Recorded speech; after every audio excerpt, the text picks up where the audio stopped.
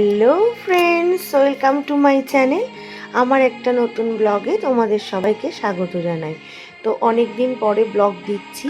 তো সকাল সকাল রেডি হয়ে চলে গেলাম হাবড়া স্টেশন। তো হাবড়া স্টেশনে গিয়ে টিকিট কেটে নিয়ে বসেছিলাম আমার বান্ধবী বাসন্তীর জন্য। তো দেখো, এই যে হাবড়ায় বসেছিলাম তখন কিন্তু হাবড়া লোকালটা দাঁড়িয়েছিল।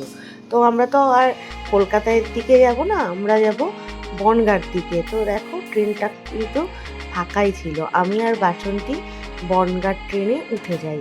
তো ট্রেনটা তখন চলছিল। তো দেখতে দেখতে কিন্তু পরপর স্টেশন থেকে আমাদের আর যারা যাচ্ছিল সবাই উঠে গেছিলো, মাম্পিদি, লাভলি। তো ওদের সাথে দেখা হয়েছিল হলো বনগাঁ স্টেশনে। তো লাভলি উঠেছিল মসলন্দপুর থেকে, আর হলো মাম্পিদি উঠেছিল চাঁদপাড়া স্টেশন থেকে। তো আমরা কিন্তু ট্রেনে করে সবাই মিলে যাচ্ছিলাম হচ্ছে রানাঘাটে। তো রানাঘাট থেকে যাব আবার চাকদা। তো রানাঘাট স্টেশনে নেমে যাই, আর ট্রেনের জন্য কিন্তু ওয়েট করছিলাম। পরপর 3টে ট্রেন পাল্টিয়ে আমি কোথায় যাচ্ছি আমরা সবাই, সেটা তোমরা নিশ্চয়ই ভাবছো। তো আমরা যাচ্ছিলাম চাকদাতে, আমাদের একটা সেমিনার ছিল।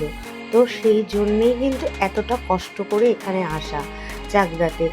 আর আমরা যেহেতু বনগাঁ ভায়া হয়ে গেছিলাম, তো ওই জন্যে একটু 3টে ট্রেন পাল্টাতে হয়েছিল। তারপর আলটিমেটলি দেখো, আমরা কিন্তু হচ্ছে সেমিনারে পৌঁছে যাই। তো খুব মজা হচ্ছিল, অনেক দিন পরে সবার সাথে একসঙ্গে মিট হয়েছিল। আর এই দেখো, সবাই বসে একটু পোজ দিচ্ছিল, আমিও একটু ভিডিও ক্লিপ নিচ্ছিলাম, কারণ এইগুলোই তো দেখো স্মৃতি হয়ে থেকে যায় না। তো আমি আর বাসন্তী তো একদম হরিহর আত্মা যাকে বলে। তারপর আমাদের দেখো চা দিয়ে দেয় আর বিস্কিট দিয়ে দেয়। তো আমি চাটা নিয়ে নিয়েছিলাম আর সবাই মিলে একটু পোজ দিচ্ছিলাম।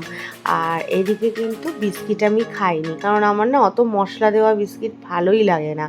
তারপর দেখো ক্লাস হচ্ছিল, ডেমো দিচ্ছিল কোরিয়ান ফেসিয়ালের উপরে।